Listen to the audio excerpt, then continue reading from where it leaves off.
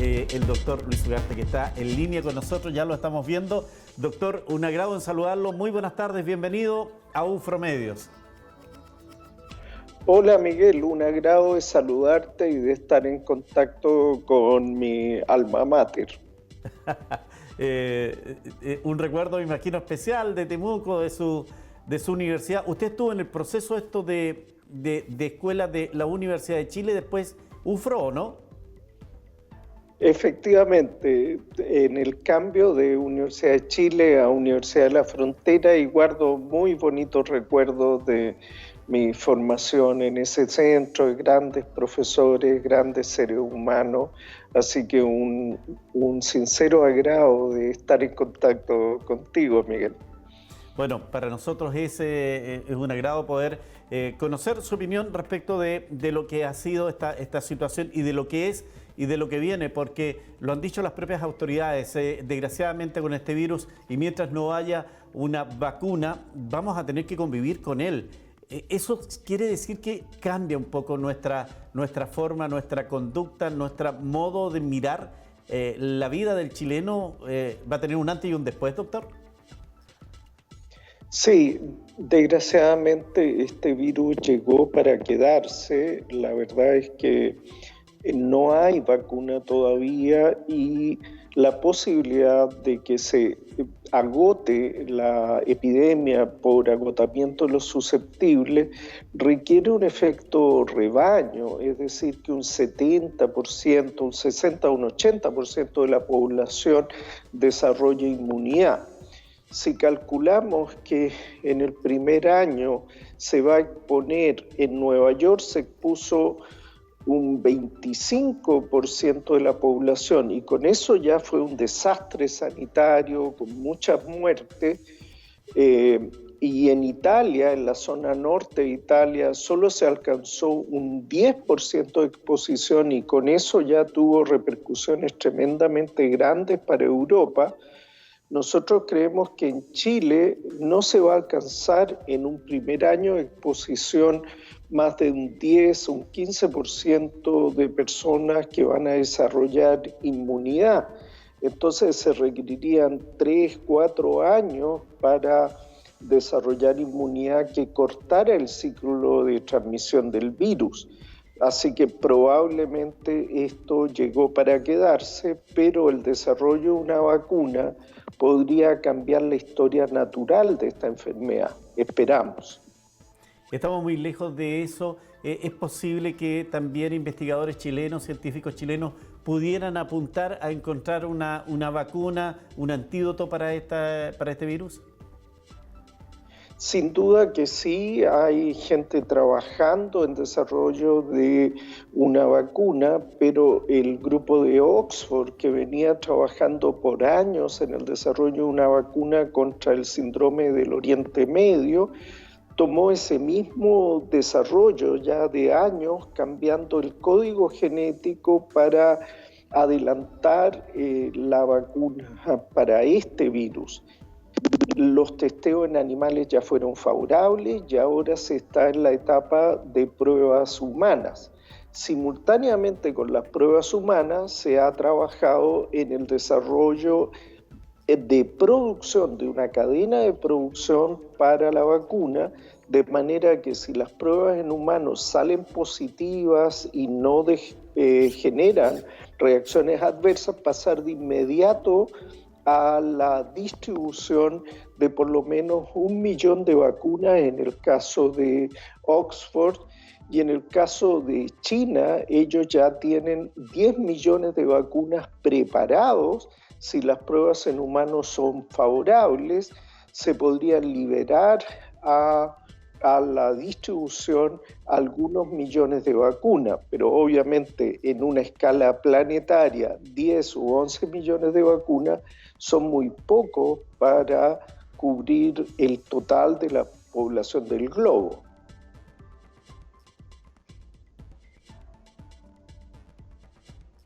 Tenido claro y oscuro en el sentido de cuestionamientos desde el mundo político, desde el mundo administrativo municipal. Sin embargo, cada vez queda más claro que aquí lo que sabemos es que no sabemos nada de esta pandemia y hemos tenido posiciones tan encontradas como el presidente de los Estados Unidos, como el presidente de Brasil, quienes primero niegan la presencia de este virus, después entregan algunas medidas poco ortodoxas, pero en general, doctor, ¿cómo ve usted que se ha manejado esto en nuestro país? Bueno, las posiciones de los negacionistas como el presidente de Brasil o el presidente de Estados Unidos, incluso el primer ministro del Reino Unido, que tenía una opción un tanto optimista de que dejáramos que la población se contagiara y adquiriera inmunidad por sí misma, han quedado un poco invalidadas por los hechos, y ese corriente de pensamiento ha quedado un poquitito obsoleta con el paso de los días.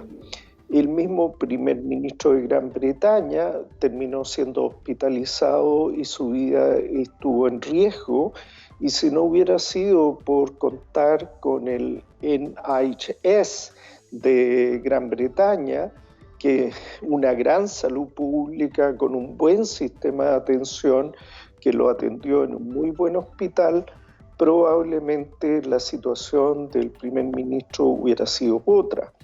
En Chile la verdad es que el manejo en términos de dotar de suficientes ventiladores y equipo para la etapa más dura de la pandemia se fue haciendo con tiempo, no el suficiente como hubiéramos querido, porque rápidamente los otros países empezaron a competir por esos ventiladores y hoy en día ha sido con gran dificultad en esta guerra de los ventiladores que se ha ido contando con ellos, pero por otro lado también se fueron aplicando medidas de cuarentena, en fin, que fueron enfriando la propagación de la epidemia.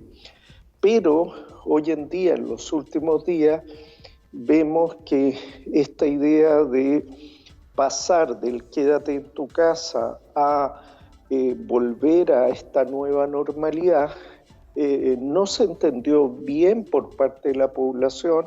Han sido señales que quizás se pueden entender como contradictorias y que ha generado un incremento de los casos con un aumento de la tasa, donde el contagio crecía a razón de un 3% y ahora está creciendo cerca de un 7% por día. En términos de número, la verdad es que puede parecer poco cambiar de 3 a un 7%, pero en términos epidémicos la diferencia es abismante y eso puede ser la diferencia entre que los hospitales den abasto o no den abasto para enfrentar todos los casos que probablemente en los próximos 10 a 15 días tengamos que afrontar en la región metropolitana, que de acá a fines de este mes va a enfrentar un gran desafío. Voy a volver a eso, doctor, pero hoy día la controversia se ha centrado en más o menos toma de exámenes. Se dice de que el gobierno se engaña un poco al tomar pocos exámenes y por lo tanto hay pocos contagiados. Sin embargo, si se hiciera más exámenes, podríamos estarnos acercando más a la realidad del país. ¿Es tan así, doctor? Sin duda, aumentar la toma de exámenes es un punto vital. La posición de la Organización Mundial de la Salud, yo soy asesor de la Organización Panamericana y de la Organización Mundial de la Salud, y la posición de este organismo internacional no ha sido aplicar más cuarentena, sino aplicar 3 medidas, que son exámenes y más exámenes. O sea, mientras más exámenes realicemos para evitar que se nos escapen los casos contagiosos, vamos a ir en la línea correcta. Pero no es solo tomar exámenes, además hay que tener un verdadero ejército de personas profesionales de la salud siguiendo a las personas contagiadas y a sus contactos para identificarlo, hacer una trazabilidad epidemiológica, y eso requiere no cientos, sino miles de profesionales en todo el país, y en esa parte yo creo que todavía se puede mejorar. Se pueden hacer más exámenes. Si tenemos capacidad para hacer 11.000 o 12.000 exámenes, podríamos subir, porque hoy día se hicieron algo más de 7.000 exámenes, no los 11.000 que tiene capacidad el país, y por lo tanto hay todavía una capacidad de crecimiento, y no basta con hacer el examen, sino que después hay que hacer toda la trazabilidad de ese caso y llegar a todos sus contactos. En eso todavía Chile puede hacer un esfuerzo adicional. Y en eso también, usted lo decía, no es solamente tomar el examen, hay que hacer todo el trabajo de identificar si efectivamente es o no, está la presencia o no del virus en las personas. Las universidades están aportando de manera efectiva. En el caso de Temuco, la Universidad de la Frontera también ha puesto a disposición laboratorios, doctora. Sí, y eso es vital, porque de tener un solo laboratorio acreditado al comienzo de esta epidemia, hemos llegado a multiplicar en varias decenas la cantidad de laboratorios, con un rol muy importante de las universidades aportando los laboratorios de biología molecular y de genética para poder hacer estos estudios. Bueno, doctor, una de las características de este programa es que la gente nos comparte mucho sus pensamientos, sus comentarios. Lali Yanis dice: cariños al doctor. Janet Osandón, clarísimo, el doctor es carismático. Saludos, dice. Lilian Ireni dice: siempre escucho al doctor, excelente profesional y muy buen comunicador. Cristian Sebastián, doctor, nos gustaría que estuviera aquí en la región. Ya llovió muchísimo, tenemos altos niveles de humedad, mucho frío y contaminación ambiental. Pero en paralelo quieren que volvamos a la normalidad. De seguro a fines de mayo tendremos una situación compleja. ¿Hay vinculación respecto a las condiciones climáticas que enfrenta esta región y desde aquí al sur, producto naturalmente de la condición que estamos del año, y la vinculación con el virus?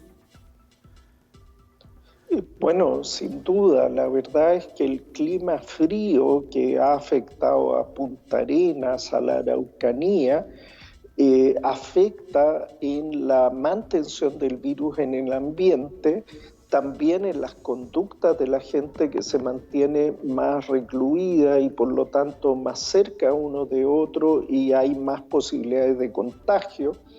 Además, el sistema de calefacción que usamos en la Araucanía, principalmente en base a leña, y no siempre leña seca, sino a veces leña húmeda, facilita la contaminación ambiental, facilita la adquisición de enfermedades respiratorias y el desarrollo de la neumonía viral por coronavirus.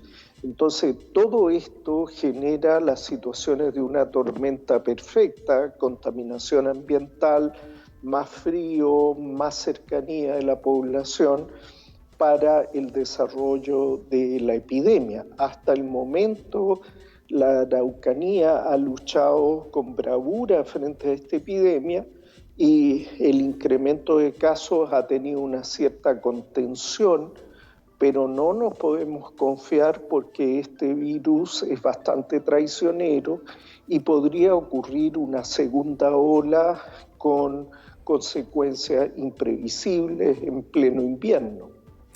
Todo está apuntando en eso, doctor. Los comentarios indican, incluso de especialistas de nuestra universidad, a que las próximas 3 semanas van a ser vitales respecto de las características de contaminación con este virus, y desgraciadamente con los resultados. Hemos estado liderando las muertes en el país producto del contagio con el coronavirus. en esto, doctor, pareciera que hoy día se está centrado en la gran batalla que es Santiago y un poco se ha bajado y debe ser por los resultados que se conocieron hasta los últimos días de abril, Temuco y Padre Las Casas, que eran las comunas que estaban preocupando fuertemente a la autoridad.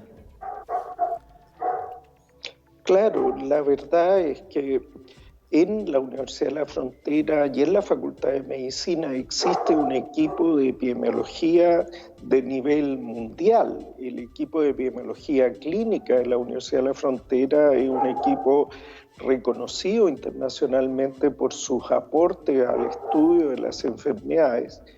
Y la situación que ha vivido Temuco, Padre Las Casas, que tienen mayor concentración urbana porque hay más zonas en la Araucanía que por su mayor dispersión geográfica hace que la propagación sea un poco más indulgente con los pacientes. Sin embargo, en esta situación que se va empeorando el clima, va aumentando la humedad, disminuyendo las temperaturas, aumenta la circulación de otros virus. Todo ello puede significar que exista una segunda ola de enfermedad y desde luego en la región hay que mantener todas las alertas encendidas y no confiarse. Si además en simultáneo aumentan los casos en la región metropolitana, eso hace que este colchón de ventiladores disponibles se va a ver disminuido y va a haber menos posibilidad de apoyo entre regiones si existe un brote de grandes proporciones en la región metropolitana y por lo tanto la Araucanía va a tener que con el Hospital de Padre Las Casas y con el Hospital Hernán Enrique, ver la forma de responder sin poder contar con muchos recursos provenientes de fuera de la región. No es menor lo que usted nos plantea, doctor, porque efectivamente hoy día la política sanitaria indica de que los respiradores están a disposición de cualquier chileno en cualquier región del país, pero evidentemente la cantidad está exponencialmente está en Santiago y cuando se genere esto, el resto de las regiones va a quedar mirando. Desde luego, si hay un aumento exponencial de la demanda en Santiago, dada la alta concentración de la población en el centro del país, esto va a significar un incremento de la demanda de recursos sanitarios que obviamente va a disminuir la posibilidad de recurrir en apoyo de otras regiones. Esto ustedes saben, yo tengo mi corazón en la Araucanía y tengo que hablar con serenidad, con objetividad, pero también con especial afecto por mi región donde me formé. Evidentemente, doctor, fíjese que uno de los temas también indican hoy día, como ya lo señalaba uno de nuestros seguidores, se ha levantado la cuarentena en Temuco. Esto obedece a números, a porcentajes con los cuales el propio ministro ha dicho, nosotros tenemos kilómetros cuadrados, marcamos el país y vamos viendo cómo evoluciona y así vamos aplicando o levantando cuarentenas. ¿Usted es partidario en este sentido de que Temuco y Padre Las Casas hubiesen continuado en esta condición de quedarse en la casa, de no estar haciendo uso de la calle como ha vuelto en las últimas horas?